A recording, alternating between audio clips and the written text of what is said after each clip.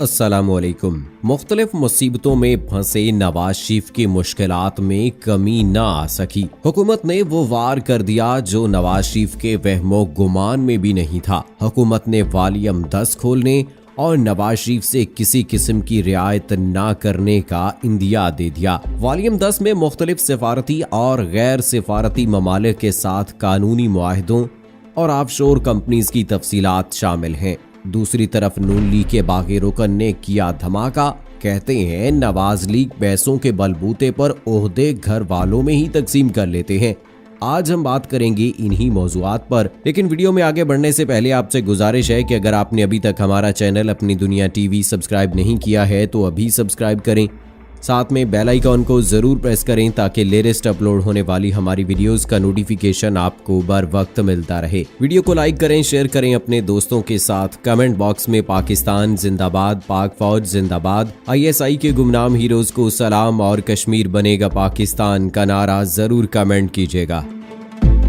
दोस्तों, साबिक वजीर आजम नवाज शरीफ ने APC में तकरीर के बाद हुकूमत और अस्करी इदारों के खिलाफ जो महाज खोला है और जो एहतजाजी तहरीक चलाने का इंदिया दिया है, इस हवाले से हुकूमत ने ताहाल ऐसा कोई इकदाम नहीं उठाया जो नवाज शरीफ के लिए परेशानी का बायस हो। मगर अब हुकूमत ने भी चुप ना रहने का इंदिया दे दिया है और साबिक वजीर आजम के खिलाफ वॉल्यूम 10 खोलने का इशारा दे दिया है। वॉल्यूम 10 खासी अहमियत का हामिल है, जिसमें मुख्तलिफ सिफारती और गैर सिफारती ममालिक के साथ कानूनी मुआहदों और साबिक वजीर आजम की ऑफशोर कंपनियों की तफसीलात शामिल हैं। हुकूमत के ऐलान के फौरी बाद मुस्लिम लीगी हलकों में तशवीश की लहर दौड़ गई है, क्योंकि वॉल्यूम 10 खुलने से कई ऐसे राजों से पर्दा उठ जाएगा जो अपने मफादात की खातिर छुपाए गए, जबकि पाकिस्तान की पूरी दुनिया में नुमाइंदगी करने के लिए दूसरे मुल्कों के सिफारतकारों से रवाबित की तफसीलात भी सामने आएंगी। इस हवाले से सीनियर सहाफी साबिर शाकिर ने कहा है कि हुकूमत ने नवाज शरीफ का वॉल्यूम 10 खोलने का फैसला कर लिया है। वॉल्यूम 10 में मुख्तलिफ सिफारती और गैर सिफारती ममालिक के साथ कानूनी मुआहदे, ऑफशोर कंपनीज की तफसीलात शामिल हैं। नवाज शरीफ को अब किसी किस्म की कोई रियायत नहीं दी जाएगी।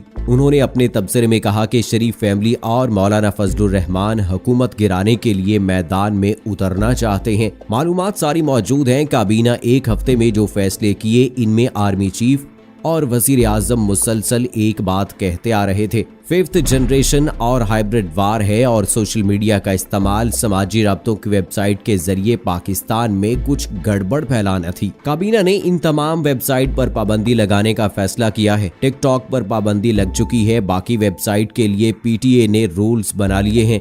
उन्होंने कहा कि पाकिस्तान में प्रिंट और इलेक्ट्रॉनिक मीडिया को तो कंट्रोल कर सकते हैं, लेकिन सोशल मीडिया को कंट्रोल करना मुश्किल है। नवाज शरीफ 3 बार वजीर आजम रहने के बाद पकड़े गए हैं। नवाज शरीफ ने कुछ चीजें रिकॉर्ड की हुई हैं, वो आहिस्ता आहिस्ता इन चीजों को बाहर ला रहे हैं। आर्मी चीफ ने खुलकर जमहूरियत, आइन, कानून की बात की, हाइब्रिड वार की बात की। ये इसलिए की है कि अस्करी क़यादत से मुतालबात किए गए हैं कि आप मौजूदा हुकूमत की बजाय हमें आगे लेकर आएं। ये यकीन दहानी बाहर से भी करवा रहे हैं। अस्करी क़यादत को कहा गया है कि हम आपके साथ पावर शेयरिंग का फार्मूला तय कर लेते हैं। नैब के पास छोटे मियाँ के कुछ ठोस सबूत हैं। 1044 मिलियन डॉलर की मनी ट्रेल बैंक अकाउंट्स मिल गए हैं। जाली तरसीलात भी पकड़ी गई हैं। उन्होंने कहा कि एक अहम इकदाम उठाया जा रहा है। वॉल्यूम 10 को खोलने की बात की गई है। वॉल्यूम 10 खोलने का फैसला कर लिया गया है। वॉल्यूम 10 में मुख्तलिफ ममालिक के साथ MLA, पानामा समेत ऑफशोर कंपनीज हैं। ऐसे ममालिक भी शामिल हैं जिनके साथ पाकिस्तान के सिफारती ताल्लुकात नहीं है। उधर मुस्लिम लीग नून के बागी रुकन मौलाना गयासुद्दीन ने भी मुस्लिम लीग नून का कच्चा चट्टा खोलने का सिलसिला शुरू कर दिया है। अपने इंकशाफात में उन्होंने मुस्लिम लीग नून को मुगल शहनशाहों की जमात करार देकर नया पेंडोरा बॉक्स खोल दिया है। गुजरांवाला में 16 अक्टूबर को होने वाले लीगी जलसे से पहले ही मौलाना गयासुद्दीन ने प्रेस कॉन्फ्रेंस करके शरीफ खानदान को कब्जा ग्रुप करार दे दिया है। प्रेस कॉन्फ्रेंस के दौरान उनका कहना था कि नून लीग पैसे के जोर पर घर में ही ओहदे तकसीम कर लेती है। हम खानदानी तौर पर मुस्लिम लीगी हैं। नून लीग ने पिछले इलेक्शन में मेरे साथ कई ज्यादतियां की हैं। नून लीग को महसूस हो गया है कि उनके कई परिंदे परवाज करने वाले हैं। ये नाउमीदी का शिकार हैं, इसलिए अब उनकी जुबान दराज हो चुकी है। उनका कहना था कि नून लीग समझती है कि किसी से इस्लाम लेना पार्टी को छोड़ देना है। गरीबों के हामी बनने वालों, मुल्क का लूटा हुआ माल वापस लाएं मैं दीन का खिदमतगार हूँ, मुझे टिकट देना नून लीग की मजबूरी थी। उनका कहना था कि अपोजिशन इस्तीफे देने का कहती है, अगर उनमें हिम्मत है तो इस्तीफा देकर दिखाएं। दूसरी जानिब मुस्लिम लीग नून के रुकन पंजाब असेंबली मियां अब्दुल रऊफ ने कहा है कि मुस्लिम लीग नून के टिकट पर कामयाब होकर तहरीक इंसाफ की कुर्बत में जाने वाले गद्दार ही हम उन गद्दारों की असलियत सामने लाएंगे। नून लीग के अरकान बागी अरकान के खिलाफ सरगर्म हो गए हैं। हम लूटों का रास्ता रोकेंगे। अपने बयान में उन्होंने कहा कि पार्टी का टिकट लेकर ऐवान में आने वाले जब अपने मफादात के लिए पार्टी बदल लें तो उनका मुहासबा किया जाना जरूरी है। पार्टी बदलने वालों के खिलाफ आवाज बुलंद करना हमारा फर्ज है।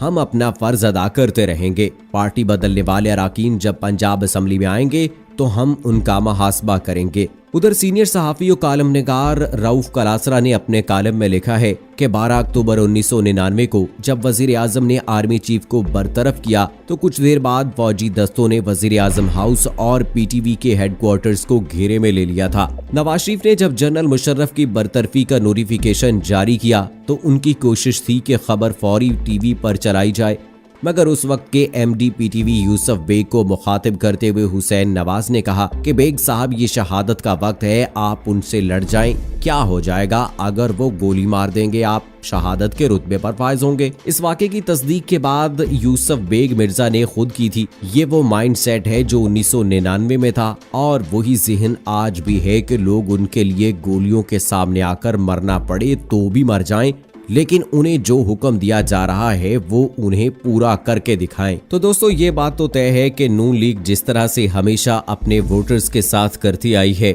वो भी अभी तक उसी तरह से उनके अंदर मौजूद है। और अब मौजूदा सूरत हाल की अगर बात की जाए तो नून लीग इक्तदार हासिल करने के लिए मुल्क को कितना भी नुकसान क्यों ना पहुंचे वो पहुंचा सकती है। और वो हमने देख भी लिया कि जिस तरह से नवाज शरीफ और नून लीग के दीगर अरकान की जानिब से कौमी इदारों के खिलाफ जो जबान इस्तेमाल की जा रही है, उनके बारे में जो कुछ कहा जा रहा है, इंटरनेशनल मीडिया पर अपने कौमी इदारों के बारे में जो बातें की जा रही हैं, फौज के हवाले से जो कुछ कहा जा रहा है और इसके अलावा मुल्की राजों से जो पर्दा उठाया जा रहा है, इससे ये हमें साफ नजर आता है कि नून लीग मौजूदा वक्त में इक्तदार हासिल करने के लिए कुछ भी कर सकती है। तो दोस्तों हमें इन जैसे अपने जाती मफाद के मकासद के हसूल के लिए जो मुल्क को नुकसान पहुंचाते हैं उनको पहचानना इस वक्त बहुत जरूरी है। हमें अपने मुल्क की खातिर जीना है, अपने मुल्क की खातिर ही मरना है और ऐसे लोगों को बेनकाब करना है जो कि अपने जाती मफादात की खातिर, अपने जाती मकासद के हसूल की खातिर मुल्क को नुकसान पहुंचाते हैं या मुल्की इदारों को नुकसान पहुंचाते हैं। और वो पिछले कुछ अरसे से जिस तरह से नवाज शरीफ और नून लीगी अरकान की जानिब से पाक फौज के खिलाफ जुबान इस्तेमाल की जा रही है वो हम सब के सामने है। दोस्तों इस हवाले से आपकी क्या राय है? आप क्या कहते हैं कि क्या नवाज शरीफ को इस तरह से या नून लीग के अरकान को पाक आर्मी और दीगर कौमी इदारों के खिलाफ जुबान इस्तेमाल करनी चाहिए या इससे इज्तनाब करना चाहिए? आपकी क्या राय है? आप कमेंट बॉक्स में अपनी राय का इजहार जरूर कीजिएगा। मुझे अगली वीडियो तक इजाजत दीजिए। फी अमानिल्लाह।